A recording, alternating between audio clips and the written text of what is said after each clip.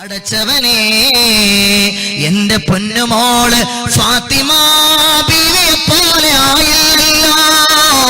ഫാത്തിമ ബീവി പണവറയിൽ മണവാളൻ കടന്നു വന്നപ്പോൾ കരഞ്ഞു. അലി ഇബ്നു അബീ താലിബ് തങ്ങൾ ചോദിച്ചു, ഫാത്തിമ എന്തിന് നിങ്ങൾ കരയുന്നു? അലിയാര് പാവപ്പെട്ടവനാണ്. പുല്ല് രാവിലെ ഒരു കത്താള് വെട്ടുകത്തി, നിങ്ങളുടെ നാട്ടിൽ എന്ത് പറയും? വലിയ വാളെ, തേങ്ങായും മാങ്ങായും പുല്ലറക്കുന്ന സാധനത്തിന് എന്ത് പറയും? അരിവാള്. ആ സാധനവുമായിട്ട് രാവിലെ പുറപ്പെടും. എവിടാ പുറപ്പെടുന്നത്? വനാന്തരങ്ങളിലേക്ക് പോയിട്ട് പുല്ലറുത്ത്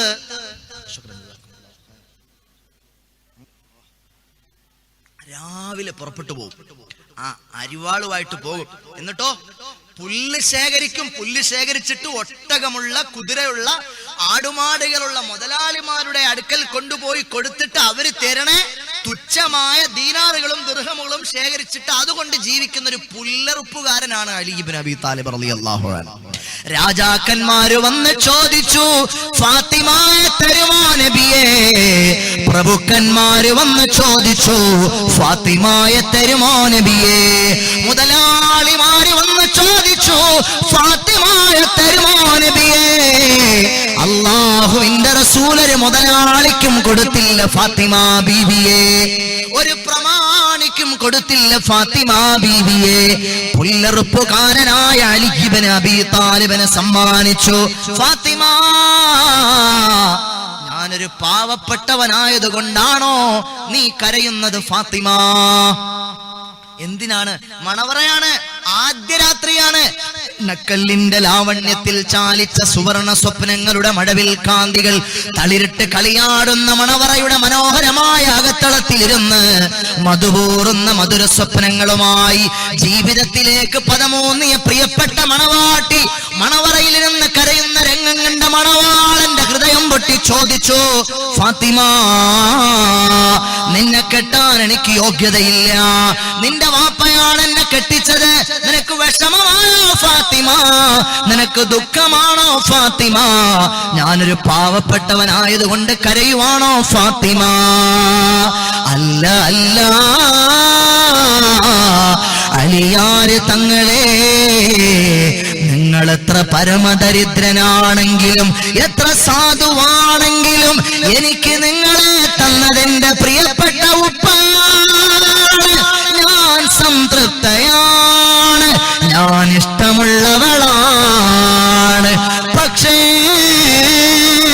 എന്റെ മണവറയിലെ ആദ്യ രാത്രിയിൽ ഞാൻ എന്റെ ഖബറിലെ ആദ്യ രാത്രിയെ പറ്റി ആലോചിച്ചു പോയി അലിയേ. സഹിക്കുന്നില്ല, അസഹനീയമാണ് ഖബറ്, അസഹനീയമാണ് ഖബറ്. ഇന്നെന്റെ മണവറയിൽ നിങ്ങൾ എന്നോടൊപ്പം കൂട്ടുണ്ട്. എന്റെ ഖബറിൽ എന്റെ ജനാസ കൊണ്ടുവച്ചാൽ നിങ്ങൾ വരൂലല്ലോ അലിയേ. എന്റെ ഖബറിലെ ആദ്യ രാത്രിയെ പറ്റി ഞാൻ ആലോചിച്ചു പോയി അലിയേ. സയ്യിദത്തുനാ ബീവി ഫാത്തിമ, നിങ്ങൾ വാപ്പമാരെ, നിങ്ങൾക്ക് പെൺമക്കളുണ്ട്, നിങ്ങള് ഇതുപോലൊരു പൊന്നുമോളാകണമെന്ന് നിങ്ങൾ അതിയായി ആഗ്രഹിച്ചിട്ടുണ്ടോ? ഇതേത് കാട്ടിനായി മുസ്ലിയാരെ വിളിച്ചോണ്ട് വന്നത്? ഇയാൾ ഇങ്ങനൊന്നും പ്രസംഗിക്കാൻ, ഷാഫി ബാക്കവി ഉസ്താദ് ഇയാൾ വല്ല 6-ാം നൂറ്റാണ്ടിലും പ്രസംഗിക്കാനുള്ള മുസ്ലിയാരാണ്. മുസ്ലിയാരെ, ഇത് 21-ാം നൂറ്റാണ്ടാണ്. ഇത് ട്രെൻഡുകളുടെ ലോകമാണ് ഉസ്താദെ. നിങ്ങൾക്ക് പറഞ്ഞാൽ മനസ്സിലാകില്ല. വാട്സാപ്പിന്റെ ലോകമാണ്, ഫേസ്ബുക്കിന്റെ ലോകമാണ്, ഇന്റർനെറ്റ് സോഷ്യൽ നെറ്റ്വർക്ക് മീഡിയാസുകളുടെ ലോകമാണ്, ടിക്ടോക്കുകളുടെ ലോകമാണ്. ഇപ്പൊ മുസ്ലിയാരെ, ഇത് നിങ്ങൾ പ്രസംഗിക്കേണ്ടത് ഏതെങ്കിലും 6-ാം നൂറ്റാണ്ടിലാണ്. ഈ പുതിയ സമൂഹത്തോട് ഇങ്ങനെ പറയരുതേ മുസ്ലിയാരെ എന്ന് ചില ആളുകളെങ്കിലും ചിന്തിക്കുന്നില്ലേ വാപ്പമാരെ? വാപ്പാ, നിങ്ങൾ അങ്ങനെ ചിന്തിച്ചിട്ടുണ്ടെങ്കിൽ നിങ്ങളുടെ കൽവിൽ ഈമാനിന്റെ ഒരു തരി പോലുമില്ല വാപ്പാ. നിങ്ങളുടെ അവസ്ഥ എന്താണെന്നറിയുമോ? നാളെ പടച്ചവന്റെ പരലോകത്ത് നിങ്ങൾ വരും, നിങ്ങളുടെ പെൺമക്കൾ വരും, ഉമ്മമാരെ നിങ്ങൾ വരും, ഉമ്മമാരെ നിങ്ങൾ വരും. ബിസ്മില്ലാഹിർ റഹ്മാനിർ റഹീം. ربنا أرنا الذين أضلانا من الجن والإنس نجعلهما تحت أقدامنا ربنا أرنا الذين أضلانا من الجن والإنس نجعلهما تحت أقدامنا പടച്ചവനെ ഞങ്ങളുടെ ഉമ്മ എവിടെ അല്ലാ, ഞങ്ങളുടെ വാപ്പ എവിടെ അല്ലാ, ഞങ്ങളെ വഴിപിഴപ്പിച്ചവരെവിടെ അല്ലാ, കൊണ്ടാ വാപ്പ ഇങ്ങ് കൊണ്ടുവാ, ഉമ്മായെ ഇങ്ങ് കൊണ്ടുവാ. ഈ തിളച്ചു മറിഞ്ഞുകൊണ്ടിരിക്കുന്ന ചെമ്പിന്റെ തറയിൽ ഞങ്ങൾക്ക് കാലു ചവിട്ടി നിൽക്കാൻ വയ്യ. ഞങ്ങളെ ടിക്ടോക്ക് ചെയ്യാൻ പ്രേരിപ്പിച്ച ഉമ്മ എവിടെ? ഞങ്ങളെ ടിക്ടോക്കിന് പ്രോത്സാഹിപ്പിച്ച വാപ്പ എവിടെ? ഞങ്ങൾ സോഷ്യൽ നെറ്റ്വർക്ക് മീഡിയകളിൽ പോയി അടിഞ്ഞാട്ടം നടത്തി അല്ലാഹുവിനെ വെല്ലുവിളിച്ചു, മുത്തുനബിയെ വെല്ലുവിളിച്ച് സൗന്ദര്യം പ്രദർശിപ്പിച്ച് പടച്ചവന്റെ ദീനിനെ ചവിട്ടി തേച്ച് പുച്ഛമാക്കി ഹംസത്തുൽ കറാർ തങ്ങൾ ഉഹദിന്റെ രണാങ്കണത്തിൽ കരൾ പറിച്ചു കൊടുത്തിട്ട് പടച്ചുണ്ടാക്കിയ ദീനുണ്ടല്ലോ, അകലെ മദീനയുടെ മലർമലയിൽ നിന്ന് മാലിക് പായക്കപ്പൽ അലറി വിളിക്കുന്ന കടലമാലകൾക്കു മേലെ പായ്ക്കപ്പലുകൾ പാഞ്ഞു വന്ന് തൗഹീദിന്റെ വെളിച്ചവുമായി കടന്നു വന്ന കാസർഗോഡ് ജില്ലയിൽ പരിശുദ്ധമായ അല്ലാഹുവിന്റെ ദീന് കൊണ്ടുവന്നപ്പോ ആ ദീന ടിക്ടോക്കിലൂടെ ആഭാസം കാണിച്ച് ധിക്കാരം കാണിച്ച് ചവിട്ടി തേക്കുന്ന പുതിയ തലമുറയിലെ പെൺമക്കളെ, ഉമ്മമാരെ, വാപ്പമാരെ, അവർക്ക് പിന്തുണ നൽകുന്ന സമുദായത്തിലെ രാഷ്ട്രീയ മലയാളിമാരെ, നിങ്ങൾ കേൾക്കണേ. നാളെ പടച്ചവന്റെ കോടതിയിൽ നിങ്ങൾ വരും. അല്ലാഹുവിന്റെ കോടതിയിൽ നിങ്ങൾ വരും, ഞാൻ വരും. അന്നേരത്ത് വഴിപിടച്ചുപോയ മക്കൾ പറയുകയാണ്, വഴിപിടച്ചുപോയ ന്യൂ ജനറേഷൻ പണ്ടിന്റെ മക്കൾ പറയുകയാണ്, റബ്ബനാ അരിനല്ലദൈനി അളല്ലാനാ മിനൽ ജിന്നി വൽ ഇൻസ് നജഅൽഹുമാ തഹ്ത അഖ്ദാമിനാ നജഅൽഹുമാ തഹ്ത അഖ്ദാമിനാ. എന്നെ വഴിപിഴപ്പിച്ച ആളുകളെ കൊണ്ടാ റബ്ബേ ഈ ചെമ്പിന്റെ തറയിൽ അവരെ കിടത്തു പടച്ചവനെ. അവരെ മേത്ത് ചവിട്ടിയിട്ട് ഞാൻ നിൽക്കട്ടെ. വാപ്പ എവിടെ? നാളെ വിളിക്കുമെന്ന് പറഞ്ഞു. ഇത് ഹാമിദ് യാസീൻ പറഞ്ഞതല്ല. ട്രോളന്മാരെ ട്രോളിക്കോ, അല്ലാഹുവിന്റെ റസൂൽ പറഞ്ഞു, മുഹമ്മദ് മുസ്തഫ. നിങ്ങൾ ട്രോളുന്നത് ആരെയാ? മുഹമ്മദ് മുസ്തഫ സല്ലല്ലാഹു അലൈഹി വസല്ലമ തങ്ങളെ ട്രോളാൻ തന്റേടമുള്ള ചങ്ങറപ്പുള്ള ധിക്കാരികൾ ഉണ്ടെങ്കിൽ കടന്നു വാടാ. വെല്ലുവിളിക്കുകയാ. ഇത് അല്ലാഹുവിന്റെ ദീനാണ് ഞാൻ പറയുന്നത്, എന്റെ അഭിപ്രായമല്ല ഞാൻ പറയുന്നത്, അല്ലാഹുവിന്റെ ദീനാണ് ഞാൻ പറയുന്നത്. നിങ്ങൾ ഹൃദയം കൊണ്ട് കേൾക്കണേ. ഇത് കേൾക്കുമ്പോൾ പടച്ചവനെ, നിങ്ങളുടെ പ്രിയപ്പെട്ട പൊന്നുമോള് വീട്ടിൽ നിന്ന് അണിഞ്ഞൊരുങ്ങി സുന്ദരിയായി സുമുഖിയായി ഒരു പെർഫോമൻസ് മൈൻഡ്, പ്രദർശന വിചാരത്തോടെ വീട്ടിൽ നിന്ന് പുറത്തിറങ്ങുമ്പോൾ നിങ്ങളുടെ മകൻ ആ കുഴല് പോലത്തെ പാന്റ് വലിച്ചു കയറ്റി ജൂതന്റെ സ്റ്റൈലിൽ മുടിവെട്ടിയിട്ട് വീട്ടിൽ നിന്ന് ഇറങ്ങുമ്പോൾ, വാപ്പാ എടാ മോനെ, അത് ഹബീബിന് ഇഷ്ടമില്ലാത്ത സ്റ്റൈലാണ്.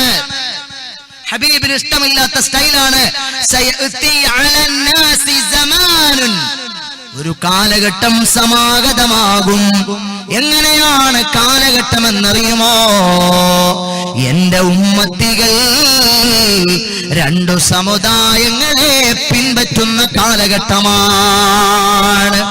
ശിബറം ബിശിബിരിൻ വദിറാഅൻ ബിദിറാഅ ലതത്തബിഅന്ന സനന الذين من قبلكم شبرا بشبر وذراعا بذراع.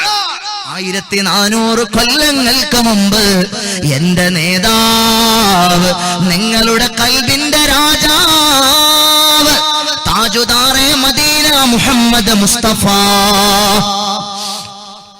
സല്ലല്ലാഹു അലൈഹി വസല്ലമ തങ്ങൾ പറഞ്ഞു, സയഅതി അലന്നാസി സമാനുൻ ലതത്തബഅന്ന സനന الذين من قبلكم شبرا بشبر وذراعا بذراع. കഴിഞ്ഞുപോയ 2 ജൂതന്മാരെ, യഹൂദന്മാരെ, അവരുടെ സ്റ്റൈലുകളെ ചാണോട് ചാൺ, ചാണോട് ചാൺ, മുഴത്തോട് മുഴം അനുകരിക്കുന്ന എന്റെ സമുദായം വരും. അത് ഖിയാമത്ത് നാളിന്റെ ലക്ഷണമാണ്. വാപ്പമാരെ നിങ്ങൾ ആലോചിക്ക്, ഉമ്മമാരെ നിങ്ങൾ ചിന്തിക്ക്. നിങ്ങളുടെ വീട്ടിൽ ഖിയാമത്ത് നാളിന്റെ ലക്ഷണങ്ങളുണ്ടോ? നിങ്ങളുടെ വീട്ടിൽ ഖിയാമത്ത് നാളിന്റെ ലക്ഷണങ്ങളുണ്ടോ? ഹബീബായ സല്ലല്ലാഹു അലൈഹി വസല്ലമ തങ്ങൾ പറയുകയാണ്, ആ സ്റ്റൈല്, അങ്ങനത്തെ സ്റ്റൈലുകളുമായി വീട്ടിൽ നിന്ന് ഇറങ്ങുമ്പോൾ, നമ്മുടെ പെൺമക്കൾ ഇറങ്ങുമ്പോൾ, ആൺമക്കൾ ഇറങ്ങുമ്പോൾ നമ്മുടെ കൽബിൽ വേദനയെങ്കിലും ഉണ്ടായിട്ടുണ്ടോ? മൻ റആ മിൻകും മുൻകറൻ ഫൽയുഗയ്യിറു ബിയദി. അടിച്ചിട്ട് നിർത്താൻ പറ്റുമെങ്കിൽ അടിച്ചു നിർത്തണമെന്ന് പറഞ്ഞു അല്ലാഹുവിന്റെ റസൂൽ. ഇപ്പൊ അടിച്ചു നിർത്തിയ വാപ്പാക്കെതിരെയും കേസ് കൊടുത്ത അവസാനം വാപ്പ അറസ്റ്റിലായി ജയിലിൽ പോകും. വേണ്ട, നിങ്ങൾ എന്ത് ചെയ്യണം? അങ്ങനെ കഴിഞ്ഞില്ലെങ്കിൽ ഫബിലിസാനിഹി, ഉമ്മമാരെ, വാപ്പാമാരെ, നിങ്ങളുടെ മക്കളോട് നല്ല നിലയിൽ ഉപദേശം നൽകണേ.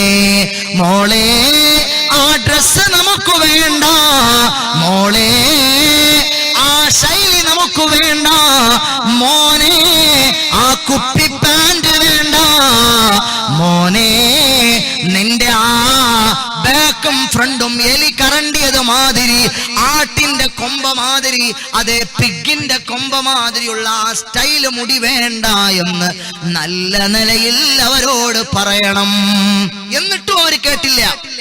വാപ്പമാര് പറഞ്ഞില്ലെങ്കിൽ അത് വിഷമാണ്. വാപ്പ പറയണം, വാപ്പ പറഞ്ഞില്ലെങ്കിലോ ഉമ്മ പറയണം. ഉമ്മ പറഞ്ഞില്ലെങ്കിൽ നാളെ പരലോകത്ത് അവര് നിങ്ങളെ വിളിച്ചുകൊണ്ട് പടച്ചവനോട് പറയും, എന്റെ വാപ്പ എന്നെ വഴിപിടപ്പിച്ചു, എന്റെ ഉമ്മ വഴിപിടപ്പിച്ചു, എന്നെ വഴിപിടപ്പിച്ച ആളുകളെ കൊണ്ടാ റബ്ബേ, അവരെ കിടത്തിയിട്ട് അവരുടെ പുറത്ത് കയറി ഞാൻ നിൽക്കട്ടെ പടച്ചവനെ എന്ന് പറയും. നിങ്ങൾ പറയണം. എന്നിട്ടും അവരനുസരിക്കുന്നില്ല. എന്നാൽ എന്തു വേണമെന്നറിയുമോ? നിങ്ങളുടെ കൽബ് കൊണ്ട് വെറുക്കണേ.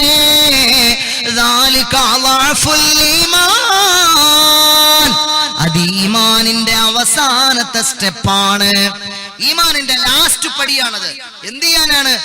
അടിച്ചിട്ട് നിർത്താൻ ഏതായാലും പറ്റില്ല. തിരിച്ചു വാപ്പാക്ക് നല്ല അടി കിട്ടും, അല്ലെങ്കിൽ ഉമ്മാക്ക് അടി കിട്ടും. അല്ലെങ്കിൽ ചൈൽഡ് വെൽഫെയറിൽ പോയി കേസ് കൊടുക്കും. ചൈൽഡ് ലൈൻ പ്രവർത്തകരെ വിളിച്ചു വരുത്തിയിട്ട് എനിക്ക് എന്റെ അന്താരാഷ്ട്രവും എന്റെ ആന്ധ്രാപ്രദേശൊക്കെ കാണിച്ചു വസ്ത്രം ധരിക്കാൻ എന്റെ വീട്ടിൽ എന്റെ വാപ്പ സ്വാതന്ത്ര്യം തരുന്നില്ല എന്നും പറഞ്ഞ് പരാതി കൊടുക്കും. വാപ്പായെ അറസ്റ്റ് ചെയ്തുകൊണ്ട് പോകും പോലീസ്. അത് പേടിച്ച് വാപ്പാക്ക് അടിച്ചിട്ട് നിർത്താൻ പറ്റൂല, വാപ്പാക്ക് വഴക്ക് പറയാൻ പറ്റൂല, എന്നെ മാനസികമായി പീഡിപ്പിക്കുന്നു എന്ന് പറഞ്ഞ് കേസ് കൊടുക്കും. അതല്ല വാപ്പ, നിങ്ങൾ അങ്ങനെയൊക്കെ പേടിച്ചാൽ എന്തു വേണം? നിങ്ങളുടെ ഖൽബ് കൊണ്ട് നിങ്ങൾ വെറുക്കണമെന്ന് ഹബീബേ ഖുദാ മുഹമ്മദ് മുസ്തഫ സല്ലല്ലാഹു അലൈഹി വസല്ലമ തങ്ങൾ പഠിപ്പിക്കുകയാണ്.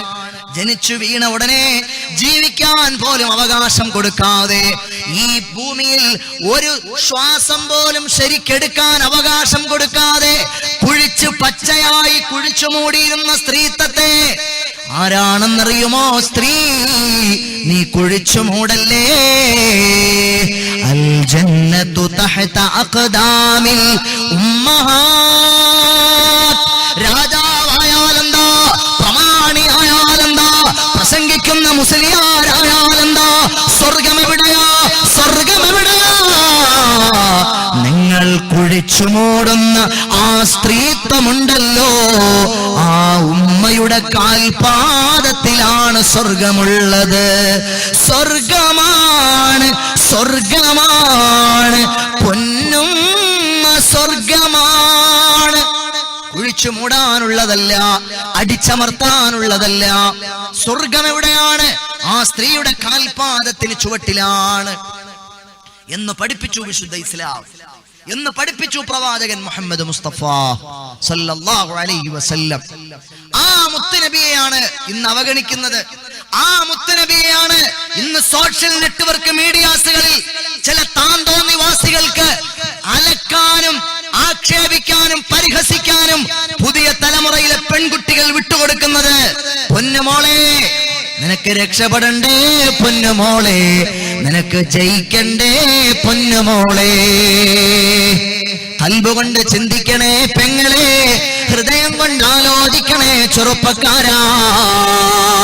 അല്ലാഹുവിന്റെ റസൂൽ സല്ലല്ലാഹു അലൈഹി വസല്ലമ തങ്ങളില്ലായിരുന്നുവെങ്കിൽ എന്താകുമായിരുന്നു? ഒരു പെണ്ണിന്റെ പദവി എത്രയാണ്? ഇദാ സ്വല്ലത്ത് ഖംസഹാ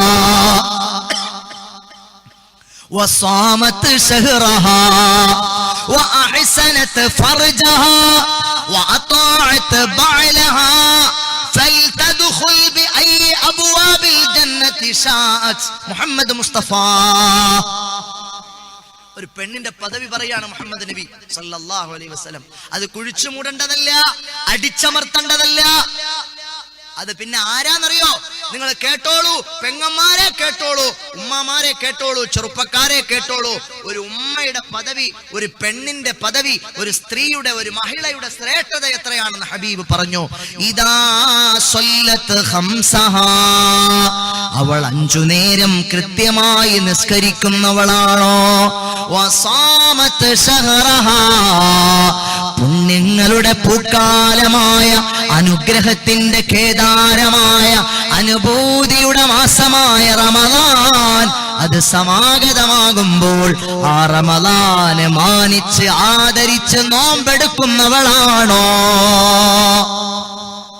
വഅതാഅത് ബഅലഹാ, തങ്ങളുടെ ഭർത്താവിനെ സംതൃപ്തിപ്പെടുത്തുന്നവളാണോ? ഭർത്താവിന്റെ സംതൃപ്തി സമ്പാദിച്ചവളാണോ? വഅഹ്സനത് ഫർജഹാ, അവളുടെ രഹസ്യാവയവങ്ങളെ അവൾ കാത്തു സൂക്ഷിച്ചവളാണോ? ഉമ്മമാരെ, പെങ്ങന്മാരെ, എന്റെ ശബ്ദം കേൾക്കുന്ന ഏതെങ്കിലും ഒരു മഹിള, ഞാൻ ഈ പറഞ്ഞ ക്വാളിറ്റീസ് ഉള്ള ഉമ്മമാരുണ്ടോ, പെങ്ങന്മാരുണ്ടോ? നിങ്ങൾ സന്തോഷിച്ചു കൊള്ളുക, നിങ്ങൾ ആഹ്ലാദിച്ചു കൊള്ളുക, നിങ്ങൾ ആനന്ദിച്ചു കൊള്ളുക. നാളെ പരലോകത്ത് സ്വർഗത്തിന്റെ കവാടങ്ങൾ മുഴുവനും മലർക്ക തുറന്നിടും. സ്വർഗത്തിന്റെ കവാടങ്ങളുടെ ഇരുവശങ്ങളിലും മലക്കുകൾ നിൽക്കും. അവര് പറയും, മർഹബാ മർഹബാ മർഹബൻ അഹ്ലം വസഹ്ല, മർഹബായ മർഹബാ മർഹബൻ അഹ്ലം വസഹ്ല, മർഹബായ മർഹബാ.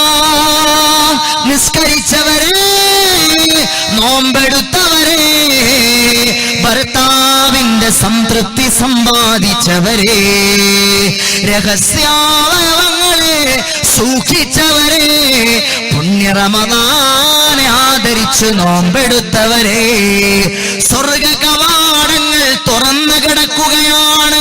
സ്വർഗ കവാടങ്ങൾ തുറന്നു കിടക്കുകയാണ്. ഇഷ്ടമുള്ള കവാടത്തിലൂടെ സ്വർഗത്തിലേക്ക് കടന്നു പോകുവീൻ. ഇഷ്ടമുള്ള കവാടത്തിലൂടെ സ്വർഗത്തിലേക്ക് കടന്നു കൊള്ളുവീൻ. ഫൽതദ്ഖുൽ ബിഅയ്യി അബ്വാബിൽ ജന്നതി ശാഅത്. മുഹമ്മദ് മുസ്തഫ മുത്തുനബി പറയാണ്, ഹാമിദ് യാസീൻ പറയണതല്ലേത്? സ്വർഗ ആലോചിച്ചു നോക്ക്, പടച്ചവൻ ഇത് ആർക്ക് കൊടുക്കണ പദവിയായത്? അമ്പിയാക്കൾക്ക് നൽകുന്ന പദവി, ഔലിയാക്കൾക്ക് നൽകുന്ന പദവി, അള്ളാഹുവിന്റെ ഇഷ്ടദാസന്മാരായ ആളുകൾക്ക് നൽകുന്ന പദവി.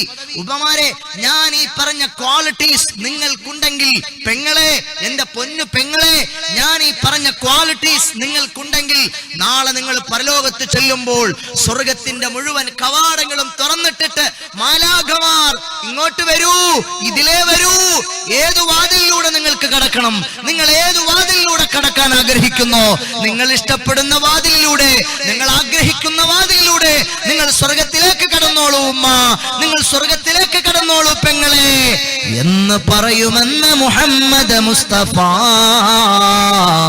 സല്ലല്ലാഹു അലൈഹി വസല്ലമ തങ്ങൾ പഠിപ്പിക്കുകയാണ്. സഹോദരങ്ങളെ, എന്ന് പറഞ്ഞാൽ സാധാരണഗതിയിൽ പറയാറുള്ളത് സ്വർഗത്തിലെ സ്ത്രീകളെ പറ്റിയാണ്. സുരനദീ തീരത്ത് സ്വർഗീയാലോകത്ത് സുഖത്തിനായി അല്ലാഹു സുന്ദരിമാരെ പടയ്ത്ത് ഹുറുൽ ഹീസാൻ പരിമളം ചിന്തിടുന്നേ. ഹൂറികളെ പറ്റിയാണ് പറയാറുള്ളത്. ഇത് കേൾക്കുമ്പോൾ ചില ഉമ്മമാർക്കെങ്കിലും കൽബിൽ വിഷമമുണ്ടാകും. എന്നാൽ ഉമ്മ പെങ്ങളെ നിങ്ങൾ കേൾക്കണേ, ഒരു ഹൂറിയായ പെണ്ണങ്ങാനം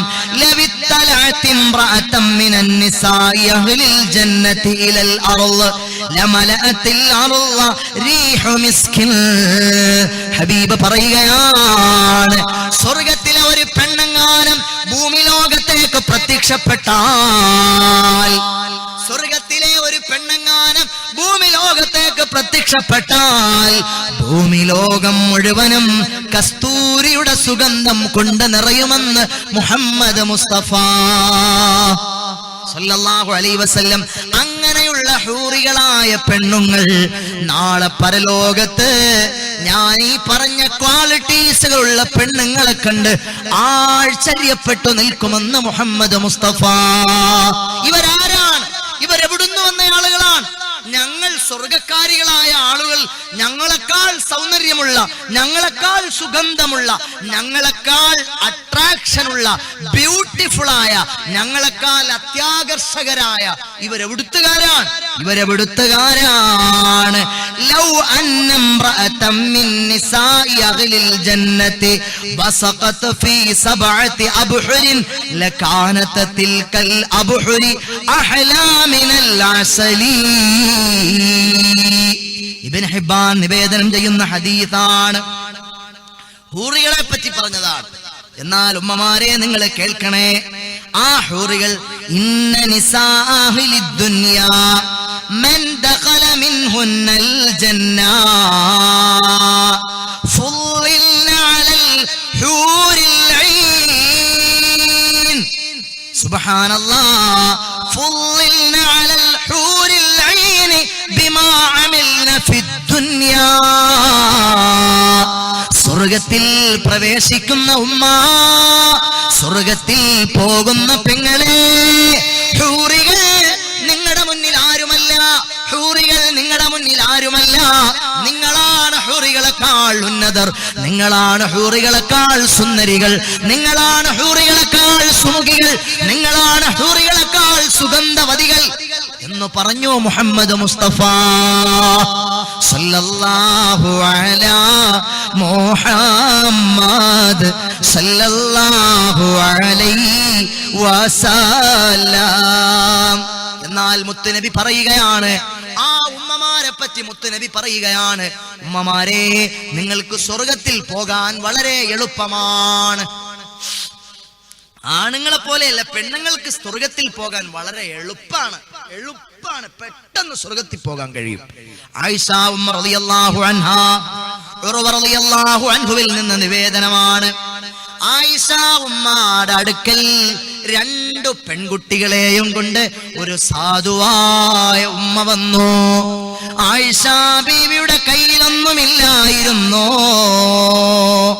ആയിഷ ബീവി റളിയല്ലാഹു അൻഹാ 3 ഈത്തപ്പഴങ്ങൾ മാത്രമേ, വീട് മുഴുവനും അരിച്ചു പറക്കിയിട്ട് കിട്ടിയത് 3 ഈത്തപ്പഴം, അത് മാത്രമേ കിട്ടിയുള്ളൂ. ആ ഈത്തപ്പഴം എടുത്തുകൊണ്ടുപോയി ആ ഉമ്മാടെ കയ്യിലേക്ക് അങ്ങ് കൊടുത്തപ്പോൾ ആ ഈത്തപ്പഴങ്ങൾ മുറിച്ചിട്ട് ആ പെൺമക്കളുടെ വായിലേക്ക് ആ ഉമ്മ വെച്ചു കൊടുക്കുകയാണ്. 3ാമത്തെ ഈത്തപ്പഴം ഉമ്മാടെ ഈത്തപ്പഴമാണ്. ആ ഈത്തപ്പഴം ആ ഉമ്മാടെ വായിലേക്ക് ഇടാൻ പോകുന്ന നേരത്ത് ആ കുഞ്ഞുമക്കൾ രണ്ടുപേരും ഉമ്മാടെ വായിലേക്ക് ഇങ്ങനെ കൈനീട്ടി അന്നേരത്ത് മാതൃഹൃദയം വിതുമ്പി. വത്സലമായ മാതൃഹൃദയം വിതുമ്പി. തങ്ങളുടെ വിശപ്പ് പ്രശ്നമല്ല. ആ മാതാവ് ആ കാരക്ക 2 കീറാക്കിയിട്ട് 2 കുഞ്ഞുങ്ങളുടെ വായിലേക്ക് വെച്ചു കൊടുത്തു. സയ്യിദത്തുനാ ബീവി ആയിഷ, മുത്തുനബി വീട്ടിലേക്ക് വന്നപ്പോ ആയിഷ ബീവി ഇങ്ങനെ കരയുവാണ്, പൊട്ടി പൊട്ടി കരയാണ്. എന്തു പറ്റി ആയിഷ, എന്തിന് കരയുന്നു ആയിഷു, യാ ആയിഷു, എന്തിനാണ് കരയണത്? അപ്പൊ പറഞ്ഞു, നബിയെ സംഭവം ഇങ്ങനാണ്, എനിക്കത് കണ്ടിട്ട് സഹിക്കാൻ വയ്യ. ആ ഉമ്മ ചെയ്ത ത്യാഗം ഉണ്ടല്ലോ നബി, അത് കണ്ടിട്ട് സഹിക്കാൻ വയ്യ. അന്നേരത്തെ ഹബീബ് പറഞ്ഞു, ഇന്നല്ലാഹ ഖദ് ഔജബ ലഹാ ബിഹൽ ജന്ന ഔ അഅതഖഹാ ബിഹാ മിനന്നാർ. പെൺമക്കൾക്ക് ഭക്ഷണം കൊടുക്കുന്ന വാപ്പമാരെ, പെൺമക്കളെ പോറ്റി വളർത്തുന്ന ഉമ്മമാരെ, നിങ്ങൾ കേട്ടോളൂ, ഹബീബ് പറയുകയാണ്, അവർക്ക് അല്ലാഹു സ്വർഗം നിർബന്ധമാക്കിയിരിക്കുകയാണ്, നരകം അല്ലാഹു നിഷിദ്ധമാക്കിയിരിക്കുകയാണ്. സ്വർഗം അവർക്ക് വാജിബ്, നരകം അല്ലാഹു അവർക്ക് നിഷിദ്ധം, ഹറാമാക്കി എന്ന് പറഞ്ഞു മുഹമ്മദ് മുസ്തഫ. ഒന്നുകിൽ അവർക്ക് സ്വർഗപ്രവേശനം ഉറപ്പിച്ചു, അല്ലെങ്കിൽ നരകമോചനം അല്ലാഹു ഉറപ്പിച്ചു എന്ന് പറഞ്ഞു മുഹമ്മദ് മുസ്തഫ സല്ലല്ലാഹു അലൈഹി വസല്ലം. എത്ര മഹത്താണ് ഇത്! എവിടുന്നാണ് ഇവിടേക്ക് എത്തിച്ചത് മുത്തുനബി? കുഴിച്ചു മൂടിയിരുന്നു, അടിച്ചമർത്തിയിരുന്നു. ഉമർ ഇബ്നു ഖത്താബ് റളിയല്ലാഹു അൻഹു അവിടുന്ന് ഇരിക്കുന്ന ഒരു സദസ്സിൽ ഒരു സ്വഹാബി വന്നിട്ട് പറഞ്ഞു, എനിക്കൊരു കുഞ്ഞു മോളുണ്ടായിരുന്നു, എന്റെ ഭാര്യ രഹസ്യമായിട്ട് വളർത്തി കുട്ടിയെ. അവസാനം 10 വയസ്സൊക്കെ പ്രായമായപ്പോ അവൾ എന്നോട് പറഞ്ഞു, ഞാനൊരു കാര്യം പറഞ്ഞാൽ എന്റെ ഭർത്താവ് എന്നോട് പിണങ്ങോ? ഇല്ല, നീ പറയ്. ഒരു കൊച്ചു കുട്ടിയെ കാണിച്ചു, 10 വയസ്സ് പ്രായമുണ്ട് ആ കുട്ടിക്ക്, പെൺകുട്ടിക്ക്. അണിച്ചൊരുക്കി, നല്ല പോലെ അണിച്ചൊരുക്കിയിട്ട് ആ കുട്ടിയെ കൊണ്ടുവന്നിട്ട് പറഞ്ഞു, ഈ കുട്ടിയെ കണ്ടിട്ട് എങ്ങനുണ്ട്? നല്ല കുട്ടിയല്ലോ, ഇത് അയൽപ്പക്കത്തെ കുട്ടിയല്ലേ? ഈ കുട്ടിയെ നിങ്ങൾക്ക് ഇഷ്ടായോ? ഇഷ്ടായി. ഇതാരുടെ കുട്ടിയാണെന്നറിയുമോ? നിങ്ങളുടെ കുട്ടിയാണ്. ഇത് കേട്ടപ്പോൾ അയാളുടെ ഹൃദയത്തിന്റെ അകത്തളത്തിൽ ആളി കത്തുകയാണ്, തീ കത്തുകയാണ്.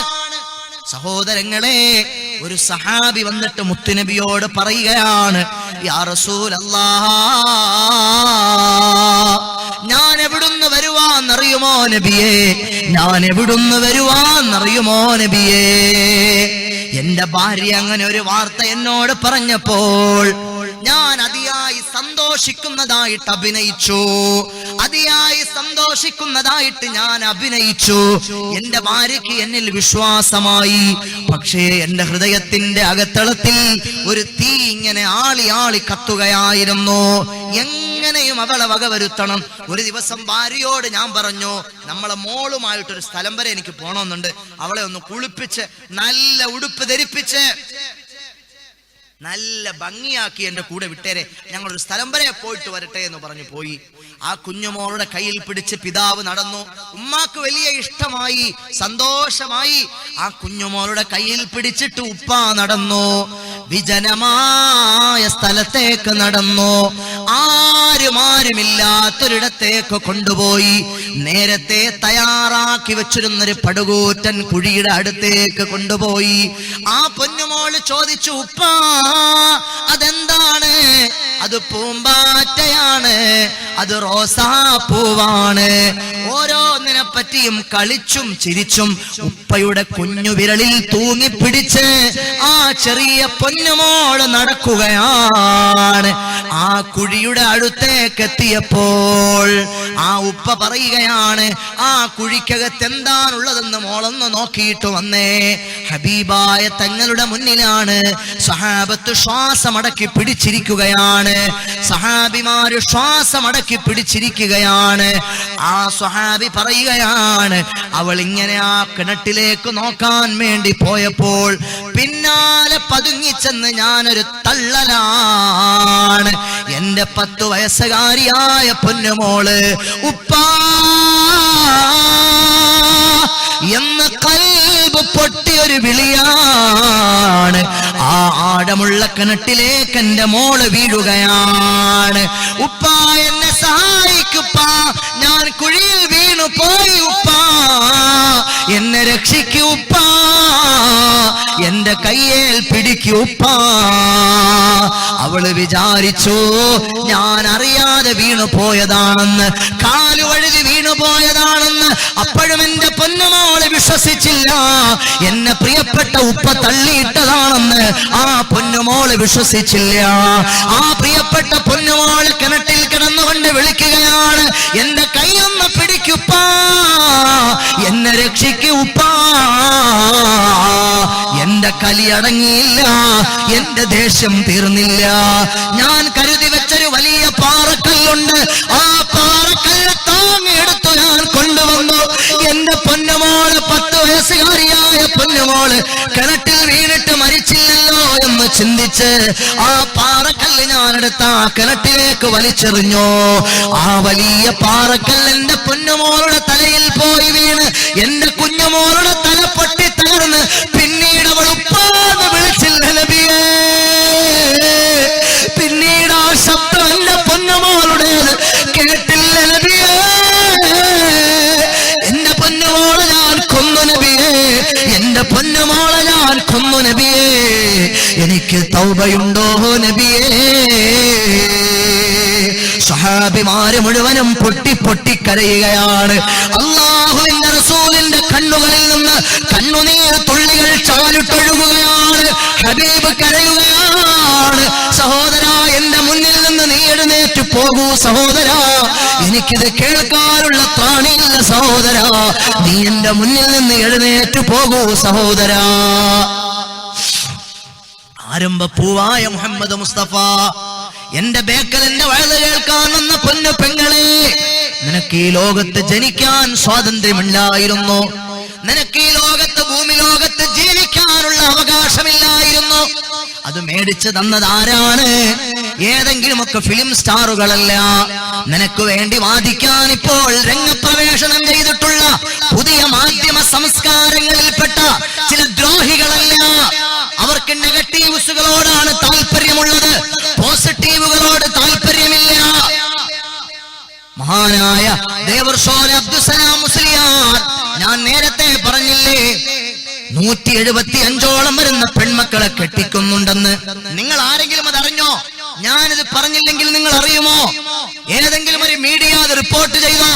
ഏതെങ്കിലും ഒരു പത്രത്തിൽ ആ വാർത്ത വന്നോ? വരില്ല. പ്രഭാഷകനായ ദേവർഷോല അബ്ദുസലാം മുസ്ലിയാർ ചെയ്യുന്ന സമൂഹത്തിൽ തുല്യതയില്ലാത്ത നന്മകളെ പറ്റി വരില്ല. ഇവിടെ എത്രയോ മതസംഘടനകളുണ്ട്, ഇവിടെ എത്രയോ മതപ്രഭാഷകരുണ്ട്, ഇവിടെ എത്രയോ വലിയ ആലിമീങ്ങൾ സ്വാലിഹീങ്ങളുണ്ട്.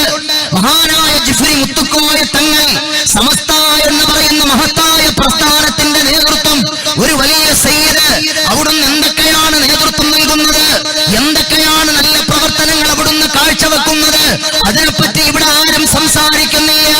സുൽത്താനുൽ ഉലമാ കാന്തപുരം ഉസ്താദ് ചെയ്യുന്ന സേവനങ്ങളെ പറ്റി ഇവിടെ ഒരു മാധ്യമക്കാരനും സംസാരിക്കണ്ട. നെഗറ്റീവ്സുകൾ തേടി നടക്കുന്ന, ദുഷിച്ച അതേ കാഷ്ടത്തിൽ പോയിരിക്കുന്ന, അഴുകിയതിൽ പോയിരിക്കുന്ന നീച്ചയുടെ സ്വഭാവമുള്ള ചില ദുഷിച്ച മാധ്യമക്കാരന്റെ ആ കപട മാധ്യമ സംസ്കാരങ്ങളെ വലിച്ചു കീറി ചവറ്റുകുട്ടയിലേക്ക്, കാലത്തിന്റെ ചവറ്റുകുട്ടയിലേക്ക് കാലുകൊണ്ട് വലിച്ചടിച്ചു കളയേണ്ട സമയം അതിക്രമിച്ചിരിക്കുകയാണ്. പോസിറ്റീവുകളൊന്നും വരുന്നില്ല, എല്ലാം നെഗറ്റീവ്സുകൾ. അതിനാണ് കവറേജ് ഉള്ളത്, അതിനാണ് ഇവിടെ വലിയ ഒലക്കമുക്ക് എഴുതാനുള്ളത്. ഒരു പോസിറ്റീവായ വാർത്തയുമില്ല, എല്ലാം നെഗറ്റീവ്. നെഗറ്റീവായ ആളത് ആസ്വദിക്കാൻ എന്തൊരു ഇഷ്ടാണ്, അത് പറയാനും പ്രചരിപ്പിക്കാനും അതിനുവേണ്ടി വലിയ ഡിസ്കസുകൾ സംഘടിപ്പിക്കാനും എന്തൊരു താല്പര്യമാണ്. ഇവിടെ എന്തൊക്കെ നടക്കുന്നു? ജീവകാരുണ്യ സേവന പ്രവർത്തനങ്ങൾ വലിയ വലിയ മത അധ്യക്ഷന്മാരുടെ നേതൃത്വത്തിൽ, ഉലമാക്കളുടെ നേതൃത്വത്തിൽ എന്തൊക്കെ നടക്കുന്നു? എത്ര പാവപ്പെട്ട പെൺകുട്ടികളെ കെട്ടിച്ചു, എത്ര പാവങ്ങൾക്ക് ദാറുൽ ഖൈർ, ബൈത്തുർ റഹ്മ അതൊക്കെ നൽകി. അതൊന്നും വന്നില്ല, വരില്ല, അതൊന്നും വരില്ല. അങ്ങനെ ഒരു ദുഷിച്ച മാധ്യമ സംസ്കാരത്തിലേക്ക് ഇവിടുത്തെ പത്രമാധ്യമങ്ങളും അതാ മീഡിയ രാജാക്കന്മാരും അതപ്പതിച്ചുപോയി. ഇത് വലിയ യാഥാർത്ഥ്യമാണ്, നിങ്ങൾ മനസ്സിലാക്കണേ സഹോദരങ്ങളെ. ഒരു നിരപരാധിയാണെന്ന് ഒരു പിതാവിനെ അടുത്ത സമയത്ത് എറണാകുളം ജില്ലയിൽ ഓട്ടോ ഓടിച്ച് ഓട്ടോറിക്ഷക്കാരനായ ഒരു പിതാവിനെ ഒരു പീഡനക്കേസിൽ അറസ്റ്റ് ചെയ്തു. അയാൾക്ക് 3 പെൺകുട്ടികളുണ്ട്, ഒരു കുടുംബം നോക്കുന്ന ഒരു പാവപ്പെട്ട ഓട്ടോ ഡ്രൈവർ. അത് അന്ന് ഫുള്ള് വാർത്തയായിരുന്നു. പക്ഷേ പിന്നീട് കണ്ടെത്തിയ അയാൾ നിരപരാധിയാണ്. മറ്റാരോ ഒരാളാണത് ചെയ്തത്. അയാൾ നിരപരാധിയാണെന്ന് കണ്ടെത്തിയത് 3 വർഷത്തിന് ശേഷമാണ്. പിന്നീടൊരു പത്രത്തിലും വാർത്ത വന്നില്ല അയാൾ നിരപരാധിയാണെന്ന്. പിന്നീടൊരു മാധ്യമങ്ങളും റിപ്പോർട്ട് ചെയ്തില്ല. ആ പാവപ്പെട്ട ഓട്ടോ തൊഴിലാളി, അഭിമാനം നഷ്ടപ്പെട്ടുപോയ ഓട്ടോ തൊഴിലാളി, ജീവിതം നഷ്ടപ്പെട്ടുപോയ ഓട്ടോ തൊഴിലാളി, തന്റെ പ്രിയപ്പെട്ട പൊന്നുമകളുടെ മാത്രം പ്രായമുള്ള ഒരു പെൺകുട്ടിയെ പീഡിപ്പിച്ചെന്ന പേരിൽ അറസ്റ്റിലായി. നാട് മുഴുവൻ മാറി. അവസാനം അറിഞ്ഞു അത് അയാളല്ല. എന്നിട്ടൊരു മാധ്യമങ്ങളും അത് റിപ്പോർട്ട് ചെയ്തില്ല, ഒരു പത്രവും അത് റിപ്പോർട്ട് ചെയ്തില്ല, ഒരു മീഡിയയ്ക്കും അയാൾ നിരപരാധിയാണെന്ന് വാർത്ത റിപ്പോർട്ട് ചെയ്യാൻ വയ്യ. അയാൾ അപരാധിയാണെന്ന് പറയാനാണ് ഇഷ്ടമുള്ളത്. അയാൾ നിരപരാധിയാണെന്ന് തെളിഞ്ഞു. കോടതി പറഞ്ഞു അത് വേറൊരാളായിരുന്നു. അയാളെ പിന്നീട് അറസ്റ്റ് ചെയ്തു. അതുവരെ 3 വർഷക്കാലം അയാൾ തീ തിന്നു. തനിക്ക് 3 പെൺമക്കളാണ് ഉണ്ടായിരുന്നത്. തന്റെ മക്കളുടെ മുന്നിൽ അയാൾ തലകുനിച്ചു. ഭാര്യ പറഞ്ഞു അയാളെ വേണ്ടാന്ന്. മക്കൾ പറഞ്ഞു ആ വാപ്പച്ചിയെ ഞങ്ങൾക്ക് വേണ്ടാന്ന്. അവസാനം കോടതി പാവപ്പെട്ടവൻ നിരപരാധിയാണെന്ന് വിളിക്കുമ്പോൾ ആ ഭാര്യയും മക്കളുമെല്ലാം കരഞ്ഞുകൊണ്ട് കെട്ടിപ്പിടിച്ചു പൊട്ടിക്കരഞ്ഞു. ആ ചിത്രം ലോകത്ത് വന്നില്ല. ആ ചിത്രം ലോകത്ത് വാർത്തയായില്ല. ഇങ്ങനെ നന്മകൾ പറയാതെ നിറകേടുകൾ മാത്രം എടുത്തുയർത്തിയിട്ട് ഒലക്കമുക്കുന്ന പുതിയ ദുഷിച്ച മാധ്യമ സംസ്കാരങ്ങളോട് ലജ്ജ തോന്നുകയാണ് സമൂഹമേ, സമുദായമേ. ഇതൊക്കെ പറയാൻ എന്തിന് പേടിക്കണം? ആര് ഭയക്കണം? അല്ലാഹുവിന്റെ ദീനാണിത്. ഒരു മുഅ്മിനായ മനുഷ്യന്റെ ആർജവം എന്താണ്? ധാർമ്മിക ഉത്തരവാദിത്തം എന്താണ്? നന്മകൾ പറയലാണ്. മൻ റആ മിൻകും മുൻകറൻ ഫൽയുഗ്ഹിർ ബിയദിഹി ഫഇൻ ലം യസ്തതി' ഫബിലിസാനിഹി. അല്ലാഹു നമുക്ക് നന്മകൾക്ക് തൗഫീഖ് നൽകട്ടെ. എന്റെ ഹൃദയമുള്ള നല്ലവരിൽ നല്ലവരായ ഉമ്മമാരെ, പെങ്ങന്മാരെ, അതുകൊണ്ട് അല്ലാഹുവിന്റെ ദീന് നിങ്ങൾ മുറുകെ പിടിക്കണേ. ആ ദീനനുസരിച്ച് നിങ്ങൾ ജീവിക്കണേ. അല്ലാഹു നമുക്ക് നന്മകൾ മനസ്സിലാക്കാനും തിന്മകളിൽ നിന്ന് വിട്ടുനിൽക്കാനും അല്ലാഹു നമുക്ക് തൗഫീഖ് നൽകുമാറാകട്ടെ. സയ്യിദുനാ ഉമർ ഇബ്നുൽ ഖത്താബ് റളിയല്ലാഹു അൻഹുവിന്റെ കാലഘട്ടമാണ്. പാതിരാത്രി സമയത്ത് അവിടെ നിന്ന് നടക്കുമ്പോൾ അതാ ഒരു ശബ്ദം കേൾക്കുകയാണ്. ഒരു മനോഹരമായ പാട്ട് കേൾക്കുകയാണ്. ഉമർ ഇബ്നുൽ ഖത്താബ് റളിയല്ലാഹു അൻഹു കാതുകൂർപ്പിച്ചു നോക്കിയപ്പോൾ ഒരു പെണ്ണിന്റെ പാട്ടാണ്. തതാവല ഹാദൽ ലൈലു വസുവദ്ദ ജാനിബു വഅറാഖനി അല്ലാ